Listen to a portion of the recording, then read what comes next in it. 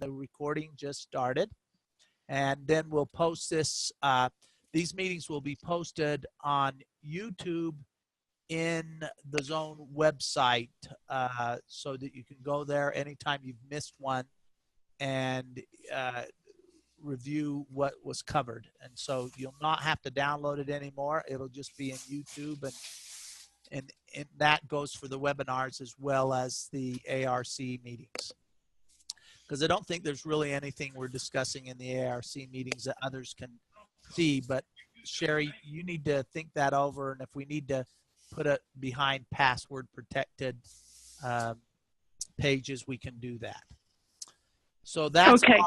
When I have a question, Kelly, when we break into the rooms, is that also recorded, or? I don't think so, but okay. We're going to find that out tonight. All right, perfect. Yeah, but I don't think rooms, once you break into rooms, they're recorded. Okay, so with that, we're going to go to the next slide here. Let me see how I can get to the next slide here. There we go. Okay. Kelly, before you go to the next slide, I just want to make one comment. My team is 100% here. That is great. I'm glad to see that. Oh, you know what? Thank you, team. I love you all. That I'm glad you said that, because that jogged my memory. Bob, he's got a terrible excuse this week. He's at some family function, like a wedding or something, and he told me that. So that Bob's not going to be able to join us tonight. So I'm excusing him now. Yeah, and for our whole team, Kelly and I both say family always comes first. So Bob is we certainly appreciate that he has taken that advice this evening. So Sherry, you're up. Okay, so I think most of you have already seen the July charts. Realizing that we will not have final numbers until August 15th or thereabouts. The charts that we sent out to you and that are on the Zone website are tentative numbers, but tentatively speaking, realizing that even though they're tentative numbers, they're pretty much in the ballpark. We did have a huge loss in membership this year over last year. It looks like around 1,100. That 08 may go up or go down a little bit, but it is a significant loss. The hope in that number is that in spite of such a big loss, we do have 3 districts that will apparently retain their green status, and those 3 are districts 5790, 5810, and 5930. So that kind of news tells us that even though we had a big loss, gains are possible. And as you all know, we have rolled out a new program called Jumpstart, and the early responses from the Dallas-Fort Worth group were very, very positive. And then 2 weeks ago, we were in Denver for the Zone 27 equivalent of what we do here in Austin, and rolled that out, the Jumpstart program out to the rest of Zone 27, and they also had the same kind of very positive responses to the new program. So Kelly, I'm not sure, I might have stepped on part of what you were saying, and if I did, I apologize for that. You did not at all. You did not at all. So okay, and then we're going to show you here. Now we've got 12 years of history in the paired zones. So if you take those 12 years of history in the paired zones, this is the drop that we've had, and it's about 1,100. That is not the highest drop that we've had. If you look at these numbers down here, you can see that it's about the 5th highest drop that we've had in 12 years. We've gone down every single year in the paired zones except for July 2015, when we went from 47,106 to 47,340. And then the next year we dropped to 46,901. I think it's important to note that that whole growth, this growth that took place this year, this 2015 year, that growth all took place in 21B. That year in 27, they still dropped 44 members that year, which was kind of the most modest decrease that they've had in their years, and that's what helped contribute to the growth. But the growth was all on the 21B side. So we've now broken that out on the charts, if you look at the charts, because Sherry and I have talked about it, and I think as ARCs, you need to assist us in this. We need a little healthy competition between the two sides of the zones to encourage people. What the encouraging aspect of the three districts that grew, when we met in Austin and had, Dallas Fort Worth, and talked initially with the focus group about Jumpstart, we brought in two of the three districts that were green at that time, and they're still green today. And what I found interesting was I thought that we would find that they used very similar programs, but the programs weren't similar at all. What was interesting, and what I learned from that experience, and Sherry, I'd like you to comment afterwards, was that first of all, they had a specific, attainable, measurable goal. They had set a goal in their district, and they had a plan for accomplishing that goal. The plans were very different between the two districts, but both of them had a goal, and both of them had a specific plan. Then the other element that was revealed in Dallas Fort Worth was the governor was heavily engaged in both the districts in saying membership's a priority, and I want you to return and report on a pretty frequent basis, usually monthly, the progress that you're making. And so those were the common denominators between the districts that were growing. I think that if we were to do a survey of the districts that aren't growing, which is the majority of the districts in the two paired zones, you would find that some of them don't have goals. Some of them that did have goals had plans, but they didn't follow through with their plans. There's no accountability on their plans. And so the new program rolling out, as those who attended in Denver know, and as you are quickly going to find out who attend in Austin, is to take the things that are working in the green districts, a SAM, a plan, and accountability, and try to superimpose that into the other districts. Sherry, what do you want to add? You can't add it if you're on. Sorry, I know I had to find the unmute button again. No, I think you covered it well. I think maybe we just pause for a minute and see what comments or questions the team has.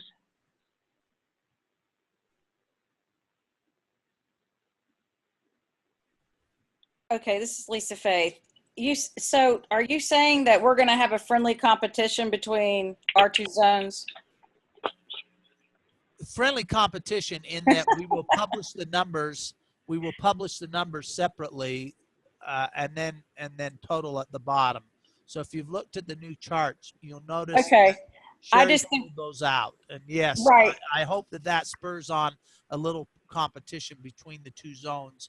And as ARCs, I'm very happy from the 27 side to say, bring it. Okay, so that's what I want to talk about, because I will tell you that I think competition is really important. The year I was governor, and I was in 14-15, and I had very good growth in 5890.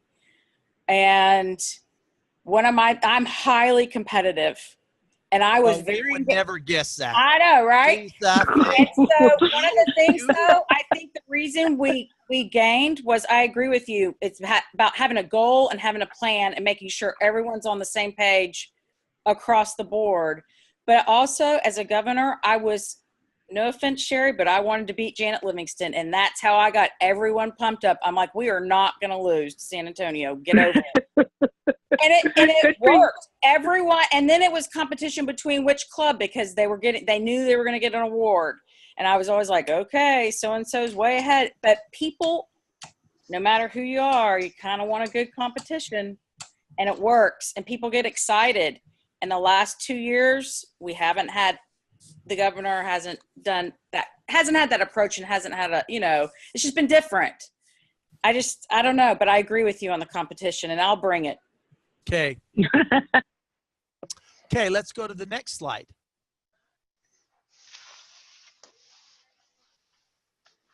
Sherry, this is you. So I guess that's me, and I kind of covered it already. We feel strongly that we need to communicate this kind of message to all of our district membership chairs, district governors, because that is a huge drop, and it can be somewhat disheartening, and cause some feeling perhaps that it's useless, or that in fact, comments have been made, well, we don't have the secret sauce. And honestly, from Kelly and my perspective, we do. And we learned a lot over the last year. And part of what we learned is that this new development guide for establishing a specific, achievable, measurable goal, and then clearly defining what it means to make a plan, and assisting our district membership chairs, and then further our club membership chairs in the development of that plan, means that we've got your back. And that's the message that we want to carry, not to be fearful, not to be disheartened, not to give up, but to use this new program and strive to move ahead and turn more clubs into green clubs and more districts into green districts. Kelly, what would you like to add to that? I think you've covered it. That's exactly what we're going to talk about. So what we're planning on this year for these calls is, about this point in the call, we'll take a little poll to see who's here. So if you just quickly fill out the poll, I'm going to launch it right now and check if you're here. If you're not here, ignore it.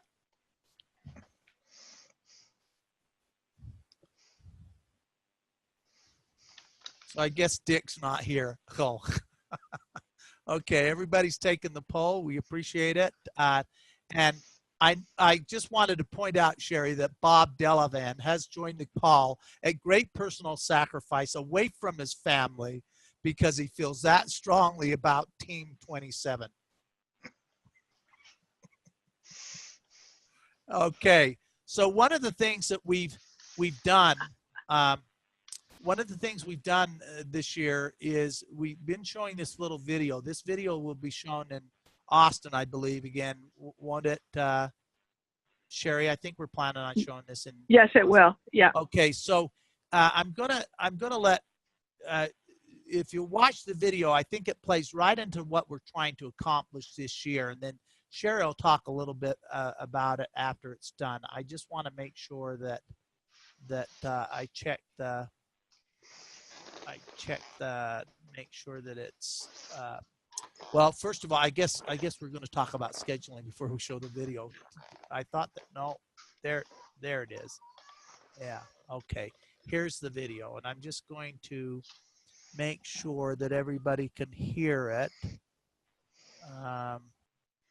And that's who's participating on the call. Where do I find that more? Right here. Okay, I think it's ready to go then.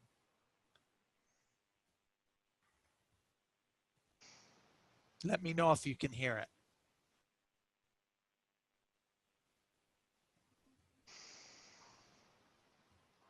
Can you hear it? There are days when Ben Coleman No. leaves. You can hear it or you can't?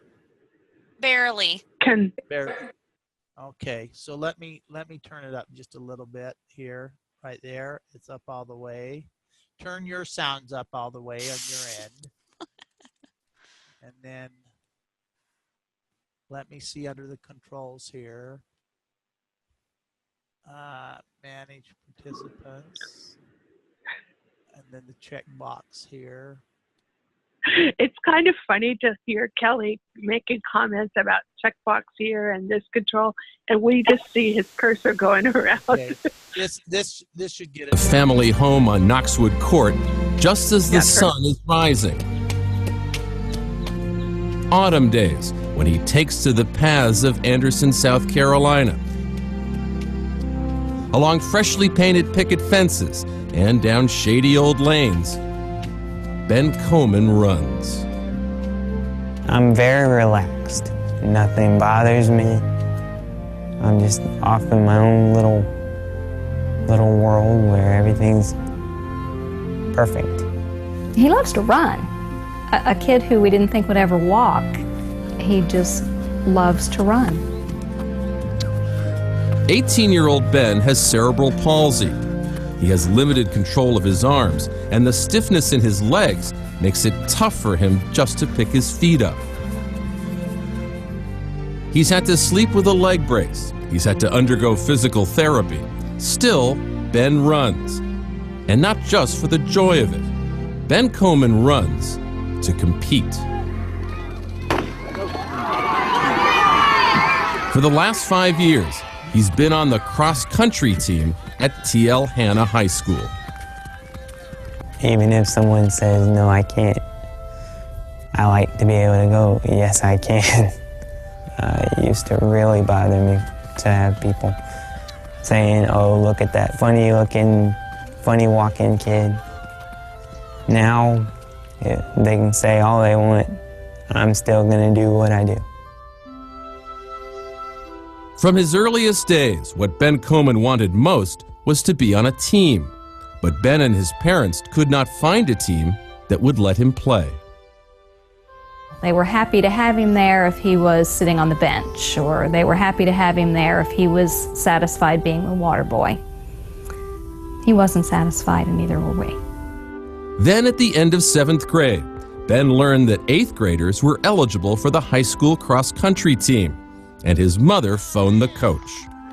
I felt like I needed to call and let him know that there was something a little different that he might have to contend with, you know, that he might be a little slower. He has cerebral palsy. I said, no problem, bring him on. And she told me that you know, he had a condition, and I told her, I said, don't worry, we'll take care of him. I was just really considered part of the team. Nobody looked at me weird or said, what's he doing here? They all were just like, Coach, come on, let's go. Most runners take about 20 minutes to complete a 3.1-mile course. Ben needs more than twice that long, 45 minutes that rack his uncooperative body and test his spirit as he falls far behind everyone else. Ben's one of the most competitive kids I've ever seen. You've got to be competitive to almost never beat anybody, to constantly try to beat your time. And that's what Ben wants to do. He wants to beat his time. It's sometimes hard to keep going when I'm all by myself. I get nervous sometimes out on courses that what's going to happen if I fall and can't get up again, or if something happens, what am I going to do? Because I do sometimes get lonely. But as Ben would continue to run, he found that he was not alone, that some competitors who had already completed the course and others who care about him were coming back to run with him. I feel very, very blessed to know that everybody's so willing to come back, because I know they're all tired because they've already run their race. I just feel happy knowing that they're willing to be there they're watching out for me. They would cheer him on, and they would help him up the times when he would fall. My head. My head.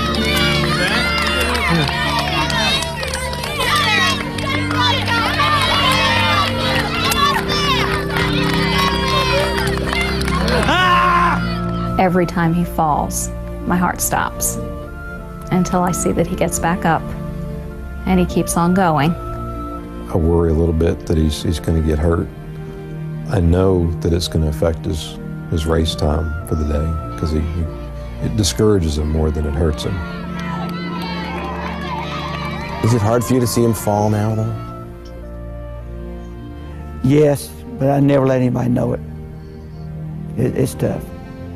Just seeing a kid that's that motivated, that wants it so bad, it gets you pretty emotional. I'd have to admit, and I've never admitted to anybody, I've shed a tear. Amid the gathering dusk towards the end of this course, Ben falls again.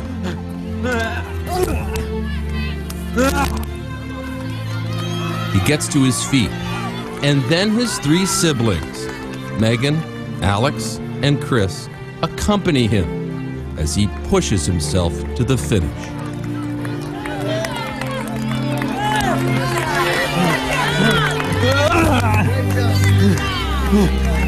A wave of exhaustion just, it hits like a brick wall right at the end, along with the pain.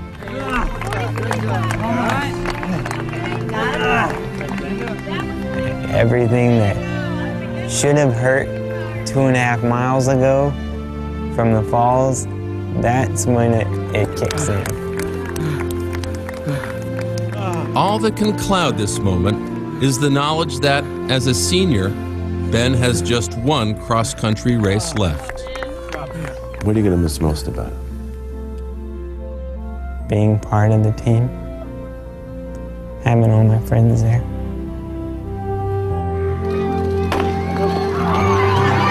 In his final competition, the regional championship, which his school hasn't won since 1993, Ben must once again contend with uneven terrain that can make him trip or slip. Come on, Ben! Go, Ben! Go, Ben! Come on, Ben, you're looking at 41! As Ben crosses the finish line comes the realization that for the first time all year, he has broken 41 minutes. He broke it. 41. He broke it. It's pretty official, Ben. Go congratulate your team. And after he gets cleaned up, Ben Koman stands at the end of his high school career, before his family and rivals and among his teammates, just as he always dreamed he would. Not as the special one, not as the different one, but as a winning one, a member of the Hanna Yellow Jackets, champions of their region.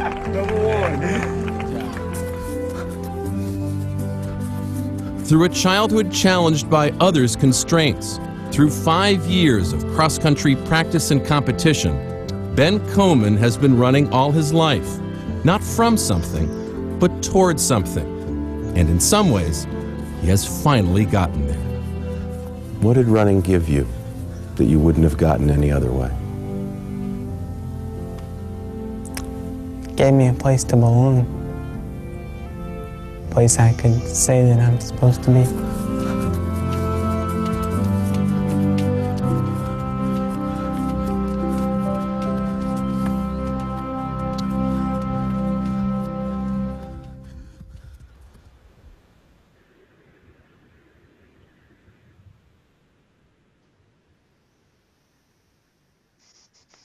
Sherry? So, as we've been showing this to the participants at the Jumpstart regional events, and we showed it last time on the webinar, we've been talking about the role of the district membership chair as the runner. It's not always easy. And Obviously, there are times when each of us fall.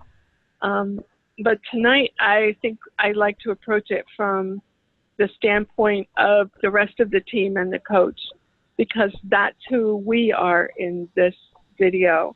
We're the team, we're the coach, and we're the ones who never let our districts feel lonely. We're the ones who go back and run with them, no matter how tired we're there. We watch out for them, and we've got their back. I really appreciate the one part of this video where the mom is speaking and she says, you know, Ben wasn't satisfied to be the water boy, and frankly, neither were we. And I think that's how we collectively as a team in support of our districts feel. We know when they're not satisfied, and frankly, neither are we, but we see it as an opportunity, no matter the time it takes, no matter the struggle, to help them beat their own time as Ben works to beat his time. And so perhaps they won't turn green this coming year, but if they beat the year before, if the loss is less, if they turn yellow instead of staying red, that helps them when we're there for them and cheering them on and working the struggle with them, not to feel so lonely and not to feel like there is no hope. I think Ben is a powerful message to all of us, but I think the coach and the rest of the team really exemplify what it is that we want to do this coming year. So Kelly, I turn it back to you. Thank you, Sherry. So this is kind of the schedule we have right now, team. We so appreciate you. I hope you hear your ears ringing when we talk about you, because we talk about you so frequently, Sherry and I and Julie, and we talk about the things that you're doing and the success that you're having in working with your districts. And this job is too big for any one person to have success in it. We are so fortunate to have each of you who were hand-picked and hand-selected. And we recognize that in a lot of ways, due to our newness, that we let you down as well as the districts that we have charge in. And we've reflected upon that a lot, and we've thought about that a lot. And we just pledged to you that this year, based on our experiences, we're gonna try to do a better job this year in helping you and assisting you, because we know that you're a great team, and we know that we can be successful if we do a better job in working with you and giving you the support that you need to strengthen the district. So we just want you to know that we appreciate it, and your involvement and your commitment and the time that you spend in order to do this work. There's not a lot of people that stand in line and say, I want a membership, I want to work on membership, as obvious. This is not the kind of we don't get a lot of queuing in the membership line. And so we just, again, want to reiterate our appreciation to each of you for your involvement. On the first Tuesday of each month, as we've done in the past, 7 p.m. Mountain Standard Time and 8 p.m. Central Time, we'll have our ARC meeting. And then the fourth Tuesday, we've moved that to accommodate some of our team members. On the fourth Tuesday of the month at 7 p.m. Mountain Standard Time and 8 p.m. Central Time, we'll have what we call our Jumpstart seminars that's replacing our Membership Matter seminars. As far as the future of the cadre program, I know some of you have some interest in that. We'll be discussing that in a special meeting that will be held in Houston with the district governor nominees, the district governor elects, and the district governors moving forward, whether or not they want to continue the cadre program. In a future discussion, an ARC discussion, we'll share with you the success that we've had in the cadre program. And I call it a success because the information that we've gathered, we kept meticulous records, and we know that the cadre program has produced results, and we have the data to prove that. So we'll share that with you. We'll be sharing that data with the district governors, the district governor elects, and the district governor nominees in Houston, and then having them determine how they want to continue funding this program. If they want it to continue, they're going to have to do that because, as we know, RI has discontinued the funding for it. So that's kind of what our schedule is going to be. Sherry, what do you have to add?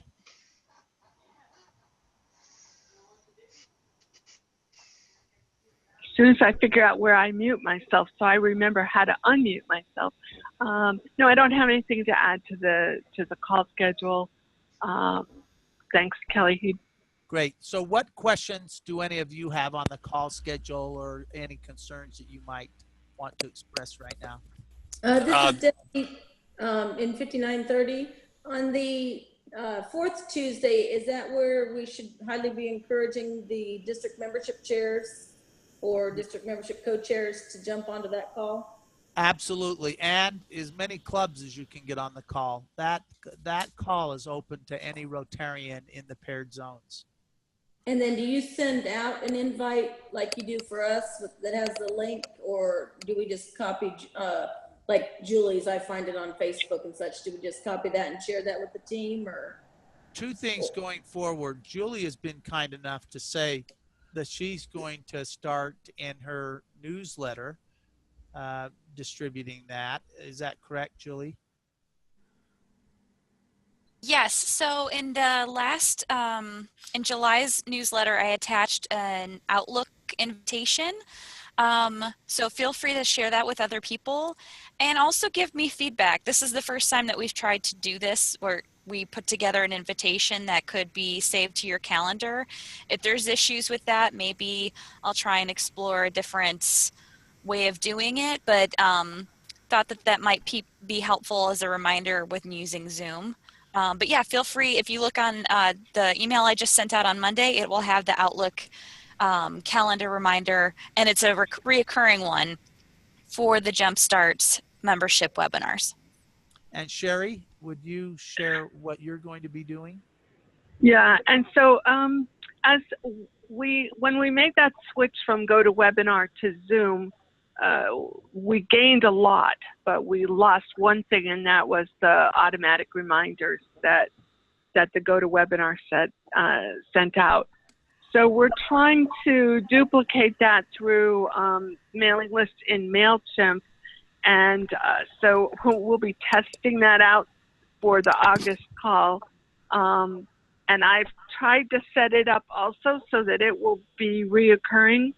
And so the key there is, as you get permission from district membership chairs or district governors to invite their club presidents and their club membership chairs, I do have a sketchy, not complete list from RI, but a decent list that I can use. But if your districts give you permission and share their own contact lists with you, if you forward that to me, then what those individuals will get is a one-time email, and if they say yes to that, they'll then from then on they'll get the monthly reminder for the webinar. So it's a little bit different than it was in the past, but we think we've got all the between what Julie's doing and the MailChimp send out, we're hoping we got everybody covered.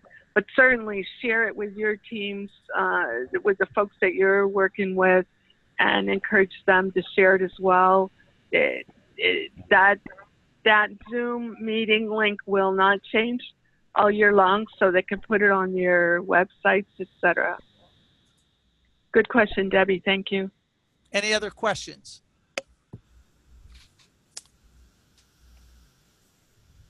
Okay, so we've already asked Q&A. This is your opportunity to discuss anything else before we go on into the breakout sessions in the room. So any other thoughts or comments any one of you would like to make?